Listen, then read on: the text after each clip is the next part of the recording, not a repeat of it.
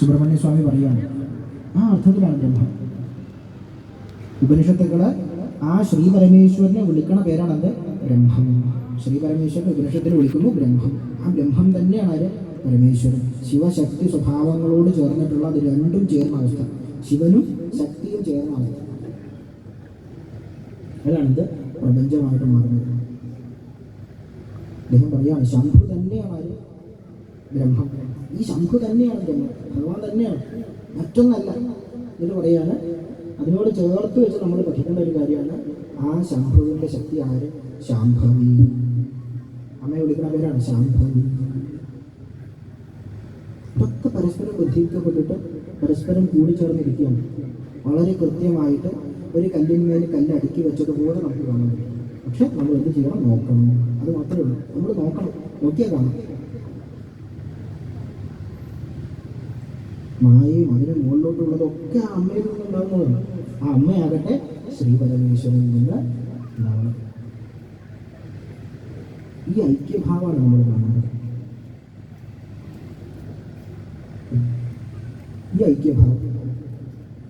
എന്നിട്ട് പറയുകയാണ്, പഞ്ചബ്രഹ്മമയമായിട്ടുള്ള ഭഗവാന്റെ വിഗ്രഹങ്ങളിൽ പ്രപഞ്ചം തന്നെയാണ് ബ്രഹ്മമായിട്ട് കാണിച്ചിട്ടുള്ളത്. ആ അർത്ഥത്തിലാണ് ബ്രഹ്മശബ്ദം അവിടെ പ്രയോഗിച്ചിട്ടുള്ളത് എന്ന് പറയുന്നത്. പഞ്ചബ്രഹ്മമയം എന്ന് പറഞ്ഞാൽ ഭഗവാന്റെ പഞ്ചമുഖങ്ങളോട് കൂടിയിട്ടുള്ള ഭാവമാണ്. ഈശാനൻ, തത്പുരുഷൻ, അഘോരൻ, വാമദേവൻ, സത്യോജാതൻ, ഇങ്ങനെ 5 മുഖങ്ങളോട് കൂടിയിട്ടുള്ള ഭഗവാന്റെ ഭാവം, അതാണ് പഞ്ചമുഖ ബ്രഹ്മം. ആ പഞ്ചമുഖ ബ്രഹ്മഭാവത്തിൽ പ്രപഞ്ചം തന്നെയാണ് ബ്രഹ്മാർത്ഥത്തിൽ പ്രയോഗിച്ചിട്ടുള്ളത്. ആ ഭഗവാൻ തന്നെയാണ് പ്രപഞ്ചം എന്ന് പറയുന്നത്. കാരണം അതൊക്കെ തുടങ്ങുന്നത് ആ ഭഗവാനിൽ നിന്നാണ്. പിന്നെയാണ് വികാസം പ്രാപിച്ച് അത് പഞ്ച കർമ്മേന്ദ്രിയങ്ങളും പഞ്ചജ്ഞാനേന്ദ്രിയങ്ങളും പഞ്ചതത്വങ്ങളും ഒക്കെ ആയിട്ട് മാറുന്നത്.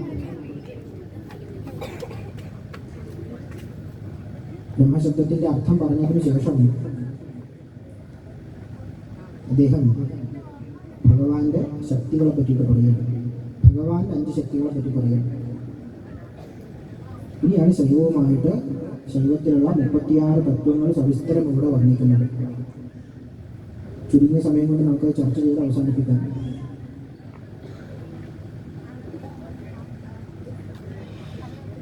അദ്ദേഹം പറയുകയാണ്, അല്ലയോ വാമദേവ, ഈ പഞ്ചമുഖ ബ്രഹ്മൻ ഭഗവാന്റെ സ്വരൂപം സ്വയം ഈ പ്രപഞ്ചമായിട്ട് മാറുന്നു. ആ ഭഗവാന്റെ 5 ശക്തികൾ, ഒന്ന് ചിത്ശക്തി, രണ്ടാമത്തത് ആനന്ദശക്തി, മൂന്നാമത്തേത് ഇച്ഛാശക്തി, നാലാമത്തത് ജ്ഞാനശക്തി, അഞ്ചാമത്തത് ക്രിയാശക്തി. ചിത്ശക്തി, ആനന്ദശക്തി, ഇച്ഛാശക്തി, ജ്ഞാനശക്തി, ക്രിയാശക്തി. ഈ 5 ഭാവങ്ങളാണ്. ഈ ചിത്ശക്തി എന്തായിട്ട് മാറുന്നു? നാദമായിട്ട് മാറുന്നു. ചിത്ശക്തി നാദമായിട്ട് മാറുന്നു, ഓംകാരത്തിൻ്റെ ശബ്ദമായിട്ട് മാറുന്നു, അനാഹതമായിട്ടുള്ള നാദമായിട്ട് മാറുന്നു. ആനന്ദശക്തിയിലേക്ക് വരുമ്പോൾ അത് ബിന്ദുവായിട്ട് മാറുന്നു. അതാണത് ബിന്ദുവായിട്ട് മാറുന്നത്, ആജ്ഞാചക്രമായിട്ട് അവിടെ.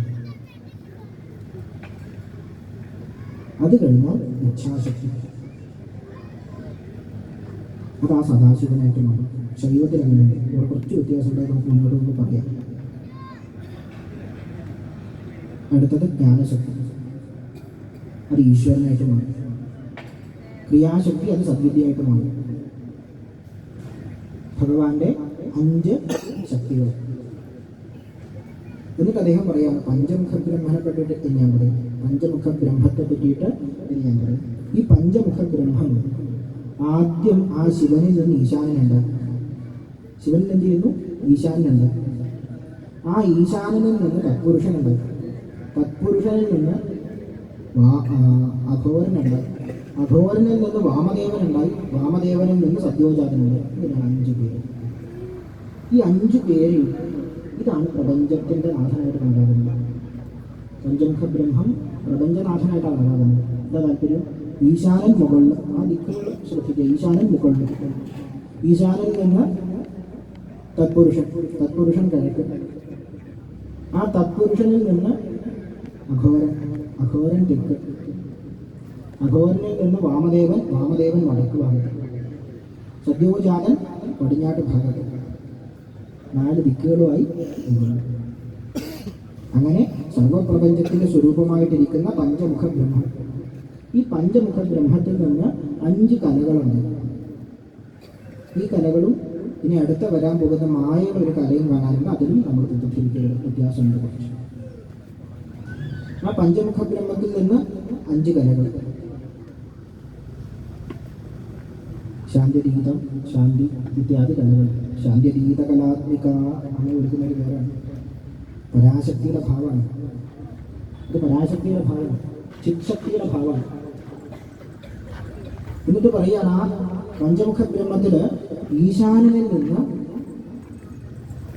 ചിത്ശക്തി വഴി അത് രണ്ടും ചേർന്നിട്ട് സൃഷ്ടി, സ്ഥിതി, സംഹാരം, അനുഗ്രഹം, തിരോധാനം 5 കർമ്മങ്ങൾ. സൃഷ്ടി, സ്ഥിതി, സംഹാരം, അനുഗ്രഹം, തിരോധാനം ഇതൊക്കെ ചെയ്യിക്കുന്ന ആൾ ആ ചിത്ശക്തിയാണ്. അതുകൊണ്ടാണ് അമ്മയെ വിളിക്കുന്നത് പഞ്ചകൃത്യപരായണ. സഹസ്രനാമത്തിൽ അമ്മയെ വിളിക്കുന്ന പേരാണ് പഞ്ചകൃത്യപരായണ. ഈ 5 കർമ്മങ്ങളും ചെയ്യുന്ന ആൾ മുഴുവൻ ആ അമ്മയാണ്. ശിവനിൽ നിന്ന് പുറത്തു വന്ന ആ ശക്തിയാണ് ബാക്കിയുള്ളതൊക്കെ ചെയ്യുന്നത്. അതുകൊണ്ടാണ് തുടക്കത്തിൽ പറഞ്ഞത് ശിവൻ അവിടെ കാളിയുടെ കാലിൻ്റെ ചോട്ടിൽ അവിടെ കടക്കണതിൻ്റെ താല്പര്യമാണ്. അതിന് ഇന്ന് നമ്മൾ പല തെറ്റായ അർത്ഥത്തിൽ വ്യാഖ്യാനിക്കാറുണ്ട്. ശിവൻ അവിടെ കിടക്കുകയാണ്, ദേവി ആ ശിവന്റെ മുകളിൽ ആ ഹൃദയഭാഗത്ത് നിൽക്കുക. കാരണം പ്രവർത്തിക്കുന്ന ആൾ ശക്തിയാണ്, ഭഗവാന്റെ ക്രിയാഭാവമാണ്. ആ ക്രിയാഭാവം 5 കർമ്മങ്ങൾ, 5 ക്രിയകൾ ചെയ്യും.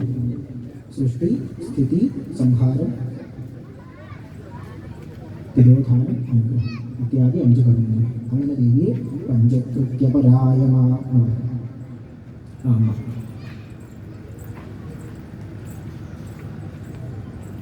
അടുത്തത് ആ ശ്രീ പരമേശ്വരനിൽ നിന്ന്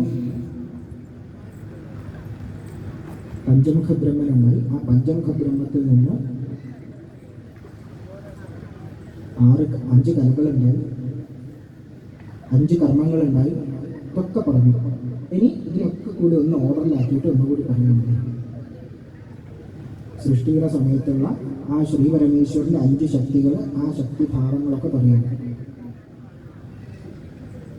ആദ്യം ആ ശ്രീ പരമേശ്വരനിൽ നിന്ന് ശിവതത്വമുണ്ട്. പുരാണത്തിലുള്ള ഭാഗമാട്ടോ, ശൈവത്തിന് കുറച്ച് വ്യത്യാസമുണ്ട്. ആ ശ്രീ പരമേശ്വരനിൽ നിന്ന് സൃഷ്ടിയുടെ സമയത്ത് ജ്ഞാനസ്വരൂപമായിട്ട്, ഇച്ഛാസ്വരൂപമായിട്ട് ശിവതത്വം, പരമശിവനിൽ നിന്ന് ശിവതത്വം. അത് കഴിഞ്ഞ് ജ്ഞാനസ്വരൂപമായിട്ട് ജ്ഞാനവും ക്രിയയിലും ക്രിയ കുറഞ്ഞു നിന്ന്, കർമ്മം കുറഞ്ഞു നിന്ന് ജ്ഞാനം ഏറി നിൽക്കുന്ന അവസ്ഥയിൽ സദാശിവൻ, ജ്ഞാനസ്വരൂപനായിട്ട് സദാശിവൻ.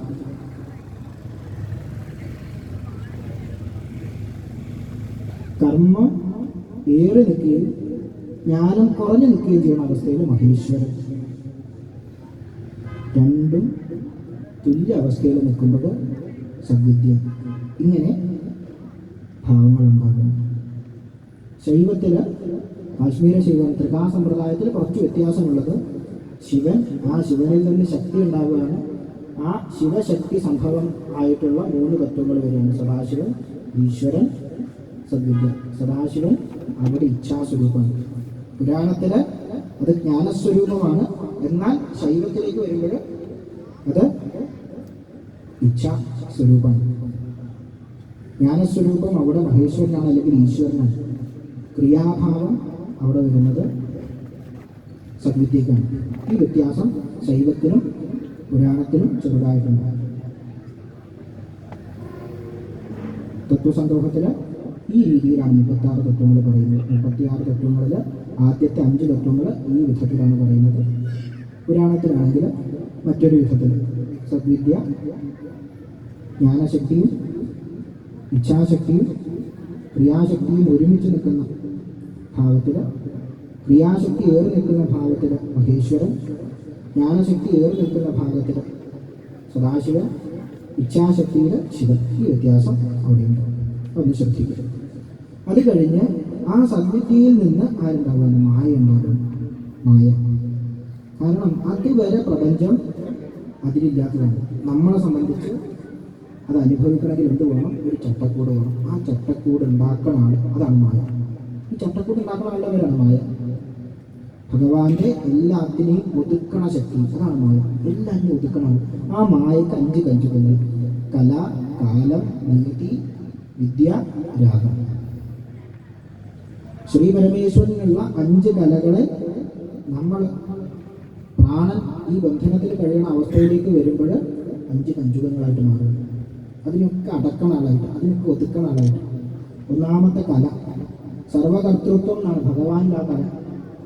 ഭഗവാന്റെ കല സർവകർത്തൃത്വം എന്നാണ്. സർവകർമ്മങ്ങളും ആ ഭഗവാനാൽ ചെയ്യപ്പെടുന്നു. എന്നാൽ നമ്മളിലേക്ക് വരുമ്പോൾ ചിലത് നമ്മുടേതാണ്, ഇത് എന്നാൽ കർത്തൃത്വം ചെയ്യപ്പെടേണ്ടതാണ്, എന്നാൽ ഇതെന്നാൽ ചിലത് ചെയ്യപ്പെടേണ്ടതല്ല എന്നുള്ളൊരു ഭേദഭാവം നമ്മളിൽ വരുന്നു. സർവകർത്തൃത്വം കുറേ അവസ്ഥ. കർമ്മങ്ങൾ എന്ത് ചെയ്യാനും ഭഗവാനിൽ സമർപ്പിക്കാത്ത അവസ്ഥ. ഏറ്റവും ചുരുക്കി പറഞ്ഞാൽ ഭഗവാൻ എന്ത് ചെയ്യാത്ത അവസ്ഥ, കർമ്മങ്ങൾ സമർപ്പിക്കാത്ത അവസ്ഥ. ഇതിന് ഏറ്റവും ലളിതമായിട്ടുള്ള വ്യാഖ്യാനം നമുക്ക് മലയാളത്തിൽ ജ്ഞാനപാനയിൽ പൂന്താനം പറഞ്ഞിട്ടുണ്ട്. ഈ ലോകത്തുള്ള സർവ്വകർമ്മങ്ങൾ എണ്ണിയെടുത്താൽ നമുക്ക് എന്ത് ചെയ്യാം? 3 തരത്തിൽ തരംതിരിക്കാം: പുണ്യകർമ്മം, പാപകർമ്മം, മിശ്രകർമ്മം. പൂന്താനം പറയാണ്, ലോകത്ത് നമ്മൾ ഇങ്ങനെ കൂടുതൽ ചിന്തിക്കേണ്ട ആവശ്യമൊന്നുമില്ല. അദ്ദേഹം പറയാണ്, എല്ലാ കർമ്മങ്ങളെയും 3 തരത്തിലെടുക്കാം: പുണ്യം, പാപം, മിശ്രം. 3 ബന്ധം. പുണ്യമാണെങ്കിൽ സ്വർണം കൊണ്ടുണ്ടാക്കിയ ചങ്ങല, പാപമാണെങ്കിൽ ഇരുമ്പ് കൊണ്ടുണ്ടാക്കിയ ചങ്ങല, അല്ല മിശ്രകർമ്മമാണെങ്കിൽ 2 ചേർത്തുണ്ടാക്കിയ ചങ്ങല. ഇത് മാത്രം വ്യത്യാസം. കർത്തൃത്വ ബോധം എപ്പോഴാണോ നമ്മളിൽ ഉണ്ടാവുന്നത്, ഇത് ബന്ധനത്തിന് കാരണമാവും. ഞാൻ കൊള്ളാട്ടോ, ഞാൻ ചിന്ത. അത് പുണ്യമാണെങ്കിലും പാപമാണെങ്കിലും മിശ്രകർമ്മമാണെങ്കിലും ഒക്കെ അവിടെ സമർപ്പിക്കണം. അല്ലെങ്കിൽ ആരാ ബാധിക്കുക? നമ്മളെ കല. അതിനാണ് കല എന്ന് പറയാം. സർവം എന്നാൽ കർത്തൃത്വമാണ് എന്നുള്ള അവസ്ഥയിൽ, സർവം എന്നാൽ ചെയ്യപ്പെട്ടതാണെന്നുള്ള അവസ്ഥയിൽ എന്തില്ല? ഭേദഭാവമില്ല. അത് ആരാലും മാത്രം സാധ്യമാണ്. ആ ശിവന് മാത്രം സാധ്യമായിട്ടുള്ള കാര്യമാണ്. അതുകൊണ്ട് സർവകർമ്മങ്ങളും എന്ത് ചെയ്യാൻ അവിടെ സമർപ്പിക്കും. അതാണ് സങ്കല്പത്തിന് തുടക്കത്തിൽ പറഞ്ഞത്. ഭഗവാനേ വ്രതം അങ്ങയുടെ കാര്യത്തിൽ സമർപ്പിക്കുകയാണ്. ശിവരാത്രിയുടെ തുടക്കത്തിൽ പറയുന്ന കാര്യമാണ് സങ്കല്പത്തിൽ. ഭഗവാനേ വ്രതം അങ്ങയുടെ കാര്യത്തിൽ സമർപ്പിക്കുകയാണ്. ഈ ബന്ധനം പൊട്ടിക്കാനുള്ളത് ഏറ്റവും വലിയ ബന്ധനങ്ങളൊന്നാണ് കർത്തൃത്വബോധം എന്നുള്ളത്. കല കഴിഞ്ഞാൽ പിന്നെ കാലം. കാലത്തിൻ്റെ ബന്ധനമുണ്ട് നമുക്ക്. നമ്മളെല്ലാവരും ജനിച്ചാൽ അതേപോലെ നിൽക്കുന്നുണ്ടോ? മാറ്റം ഉണ്ടാവുന്നുണ്ട്. ജനിച്ച എല്ലാവരും ഇവിടെ തന്നെ സ്ഥിരമായിട്ട് ജീവിക്കും. അങ്ങനെ എന്തെങ്കിലും കരാറെടുത്ത് വന്നവരുണ്ട്, വന്നാൽ തീർച്ചയായിട്ടും പോയിരിക്കും. അതിനൊരു കാലമുണ്ട്, തുടക്കമുണ്ട്, ഒടുക്കമുണ്ട്. സർവ്വചരാചരങ്ങൾക്കും എന്തുണ്ട്? തുടക്കമുണ്ട്, ഒടുക്കമുണ്ട്. കാലം ബാധനം. നിത്യത എന്നുള്ളത് ഈ ശരീരത്തിനില്ല. ഉള്ളിലുള്ള ആൾക്കുണ്ട്. ഉള്ളിലുള്ള ആത്മാവിന് എന്തുണ്ട്? ഈ നിത്യതയുണ്ട്. അതാ ശിവന്റെ തന്നെ സ്വരൂപമാണ്. ആത്മാബന്ധാണ് ശിവസ്വരൂപമാണ്. അതിന് നിത്യതയുണ്ട്. പക്ഷെ പുറത്തുള്ള ചട്ടക്കൂടിന് എന്തില്ല? നിത്യതയില്ല. അത് വന്നാൽ പോയിരിക്കും. കാലത്തിന് ബാധകമാണ്. അതുകൊണ്ടാണ് കാലപാശം നമ്മളെപ്പോഴും പറയുന്ന കാര്യം. കാലപാശം ബന്ധനമാണ്, മായയുടെ സ്വരൂപമാണ്. അടുത്തത് നിയതി. നിയതിയുടെ ഭാഗം നമ്മളെ വ്യാപിക്കാൻ അനുവദിക്കാത്തതുണ്ടോ അത് നിയതി. ചുരുക്കി നിർത്തുന്നത്. വ്യാപിക്കാൻ അനുവദിക്കാത്തതുണ്ടോ അത് നിയതി. ശ്രീപരമേശ്വരൻ്റെ ഈ ഭാവം, ഈ കല വ്യാപനത്തെ സൂചിപ്പിക്കണം. ഈ വ്യാപനത്തെ ചുരുക്കണതാരോ അത് നിയതി. ഇപ്പൊ മായ എന്നുള്ളത് ഭഗവാന്റെ തന്നെ ഒരു വൈഭവമാണ്. എല്ലാറ്റിനെയും ചുരുക്കണ വൈഭവം. ഭഗവാൻ എന്ത് ചെയ്യും? തന്നെ ആ മായയ്ക്ക് വിധേയനാകും. ഈ 5 കഞ്ചുകങ്ങൾക്ക് വിധേയനാകും. അപ്പോഴാണ് പുരുഷനായിട്ട് മാറുന്നത്. പുരുഷൻ എന്നുള്ളത് ആ ഭഗവാന്റെ ഒരു അംശമാണ്. അല്ലാണ്ട് ആ ശ്രീപരമേശ്വരൻ മുഴുവനായിട്ടല്ല, ഭഗവാന്റെ ഒരു അംശം. അതുള്ളിലുണ്ട്. അതെന്ത് ചെയ്യാണ്?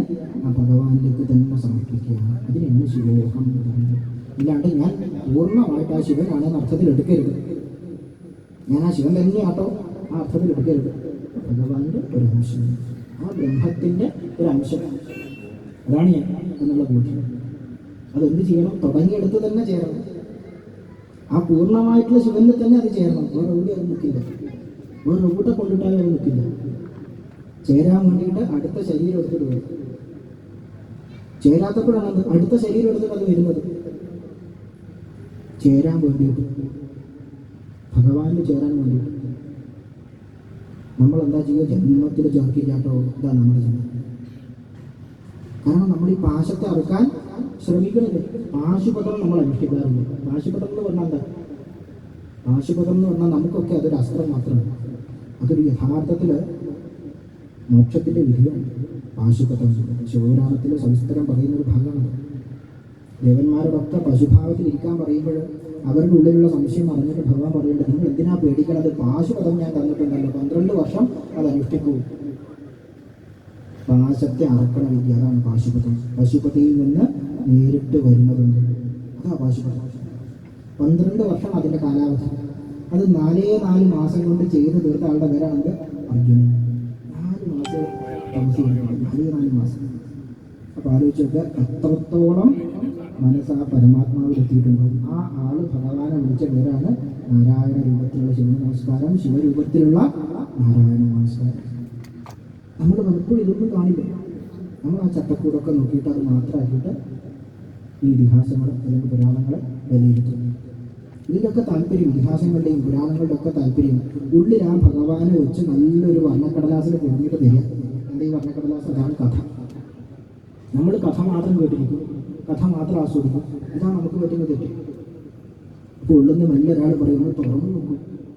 നമ്മൾ ഈ വർണ്ണക്കടലാസ് തുറന്നു നോക്കില്ല, ഈ കഥ തുറന്നു നോക്കില്ല. എന്നിട്ട് കഥയിൽ മാത്രം കുടുങ്ങി ആരാ ശ്രേഷ്ഠൻ, ആരാ വലിയവൻ, ആരാ താഴെയുള്ളവൻ, ആരാ ശക്തിയുള്ളവൻ, ഇങ്ങനെ നമ്മൾ ചിന്തിച്ചുകൊണ്ട് നടക്കും.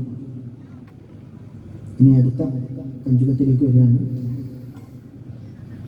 നിയതി പറഞ്ഞു, അത് കഴിഞ്ഞാൽ വിദ്യ.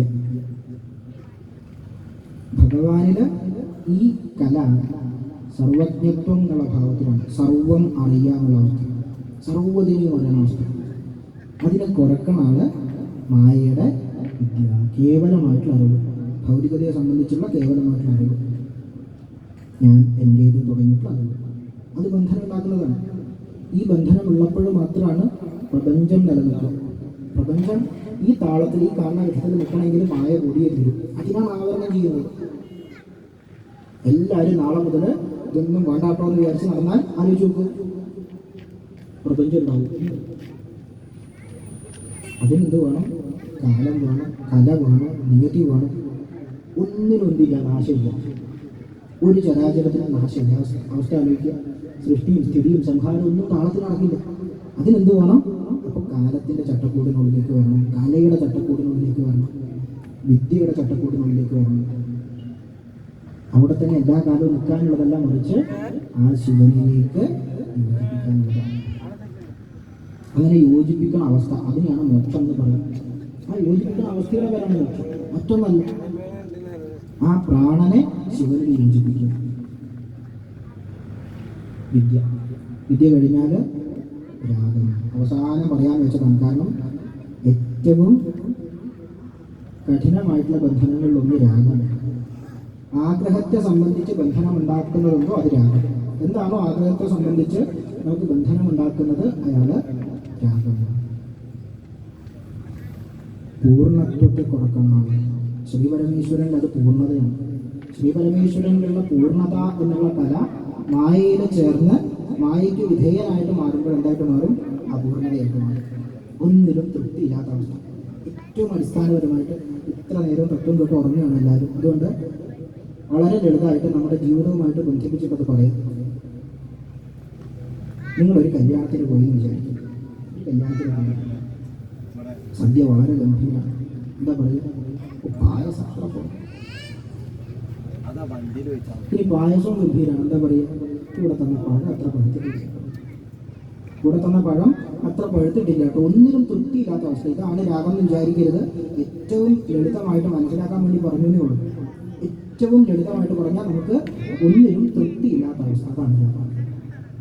ഒന്നിനും തൃപ്തിയില്ലാണ്ടിരിക്കുമ്പോൾ എന്ത് ചെയ്യും? ആഗ്രഹങ്ങൾ കൂടും. അതെന്തിന് കാരണമാവും? ബന്ധനത്തിന് കാരണമാവും. അതുകൊണ്ടാണ് അമ്മയെ രാഗസ്വരൂപ പാശാഢ്യ എന്ന് വിളിച്ചത്. രാഗമാകുന്ന പാശത്തോടു കൂടി ഇരിക്കുന്നവർ, രാഗമാകുന്ന പാശത്തോടു കൂടി ശോഭിക്കുന്നവർ.